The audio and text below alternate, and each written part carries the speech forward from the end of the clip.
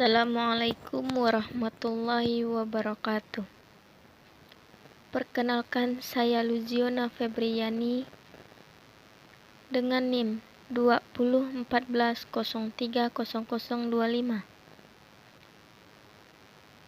dari Manajemen Pendidikan Islam Grup A. Baiklah, di sini saya akan menjelaskan sumber historis, sosiologi, dan politis Pancasila sebagai dasar negara Indonesia. Yang pertama, historis. Historis adalah sejarah kejadian yang terjadi pada masa lampau yang disusun berdasarkan peninggalan-peninggalan sebagai peristiwa. Peninggalan-peninggalan tersebut berasal dari sumber sejarah. Dalam bahasa Inggris, kata sejarah disebut history, artinya masa lampau. Sedangkan dalam bahasa Arab, artinya sajaratun atau keturunan. Ada 3 aspek dalam sejarah. Yang pertama, masa lampau. Yang kedua, masa kini. Yang ketiga, masa yang akan datang. Pada masa lampau ini dijadikan manusia sebagai titik tolak untuk masa lampau, sehingga menjadikan manusia itu menjadi tatanan kehidupan yang baru dan yang lebih baik. Peristiwa yang terjadi pada masa lampau akan memberi gambaran tentang kehidupan manusia dan kebudayaan di masa lampau. Ada 3 aspek yang mempengaruhi sejarah. Yang pertama, masa lampau. Yang kedua, masa kini. Yang ketiga, masa yang akan datang. Sehingga sejarah mengandung pelajaran tentang nilai dan moral. Pada masa kini, sejarah akan dapat dipahami oleh generasi penerus bangsa dan dari masyarakat yang terdahulu sebagai suatu cerminan menuju kemajuan dalam kehidupan bermasyarakat, berbangsa, dan bernegara. Sejarah terus berkesinambungan apabila memenuhi 4 syarat. Yang pertama, masa lalu yang dilukiskan berdasarkan urutan waktu atau kronologis. Yang kedua, ada hubungannya dengan sebab dan akibat.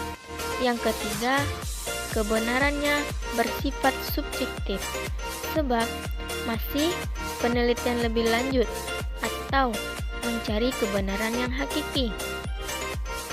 Yang keempat, peristiwa sejarah menyangkut masa lampau dan masa yang akan datang. Dan selanjutnya, sumber historis Pancasila sebagai ideologi Pancasila. Pada saat itu, perumusan Pancasila diawali ketika dalam sidang BPU PKI pertama diketuai oleh Dr. Rajiman Widyodiningrat mengajukan suatu masalah, dan masalah tersebut adalah suatu calon rumusan dasar negara Indonesia.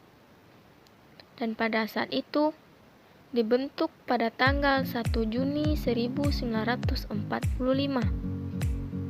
Pada saat itu Insinyur Soekarno berpidato secara lisan mengenai calon rumusan dasar negara Indonesia.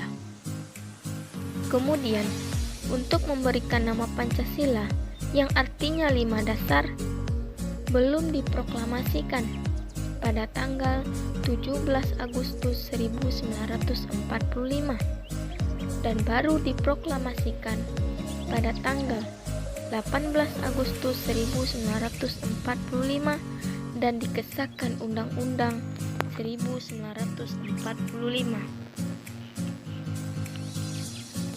Sejak saat itulah perkataan Pancasila menjadi bahasa Indonesia. Namun, Yang dimaksud dengan negara Republik Indonesia didasarkan atas interaksi historis, terutama dalam rangka pembentukan calon rumusan dasar negara. Yang kedua, pengertian sosiologis.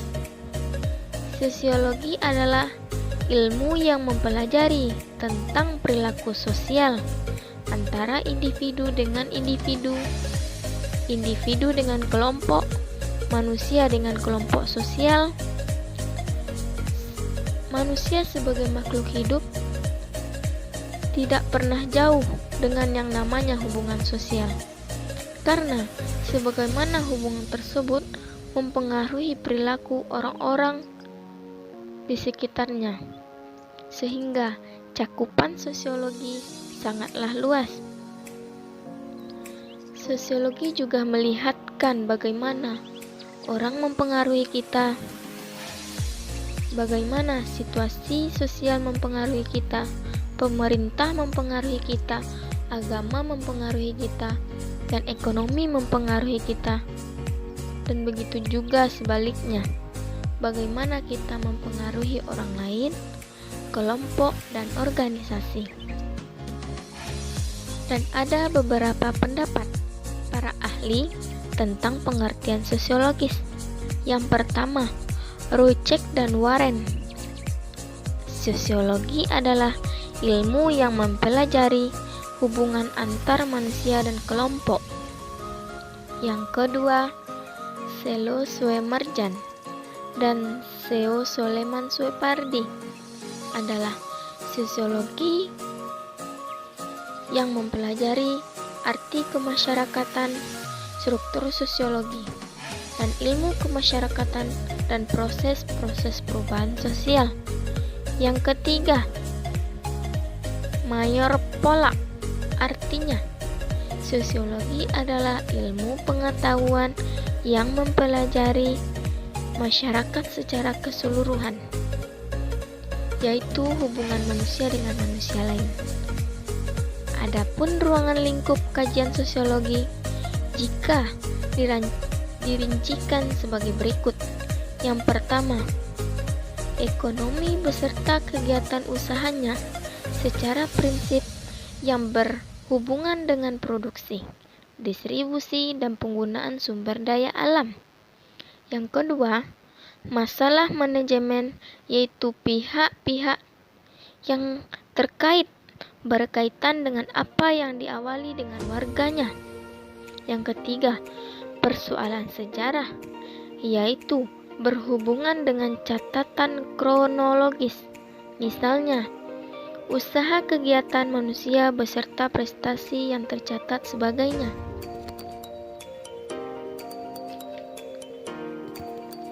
Yang kedua, sumber sosiologi.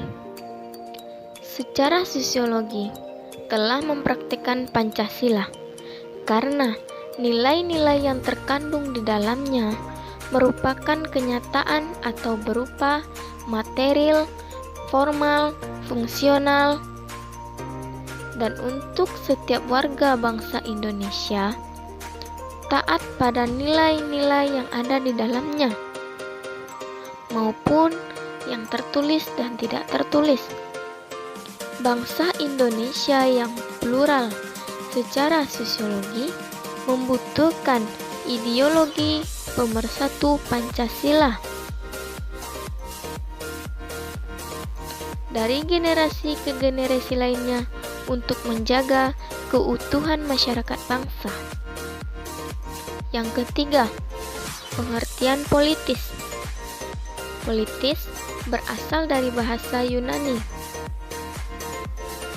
Artinya, politikos, yang berarti diri atau berkaitan. Sedangkan dalam warga negara adalah proses pembentukan pembagian kekuasaan dalam masyarakat, antara lain berwujud proses pembuatan keputusan, khususnya dalam negara.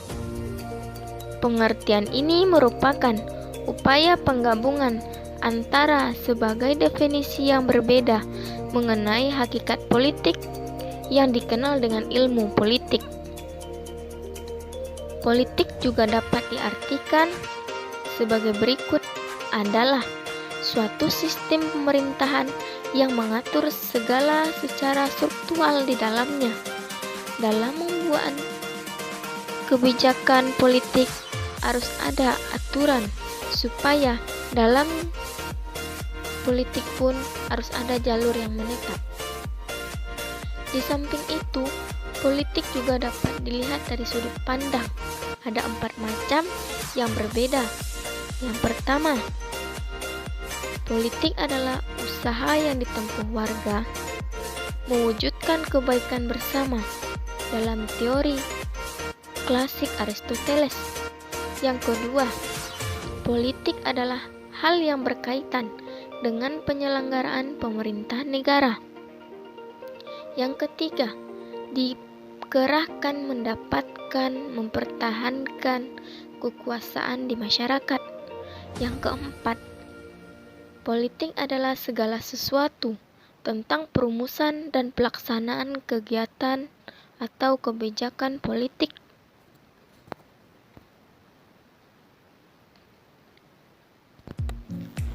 Adapun nilai-nilai Pancasila sebagai ideologi politik sebagai berikut. Yang pertama, nilai ketuhanan. Yang kedua, nilai kemanusiaan. Yang ketiga, nilai persatuan. Yang keempat, nilai permusyawaratan dan perwakilan. Yang kelima, keadilan sosial. Baiklah, hanya itu yang dapat saya sampaikan. Saya mohon maaf apabila ada kesalahan dalam berkata-kata. Wabillahi taufiq wal hidayah. Assalamualaikum warahmatullahi wabarakatuh.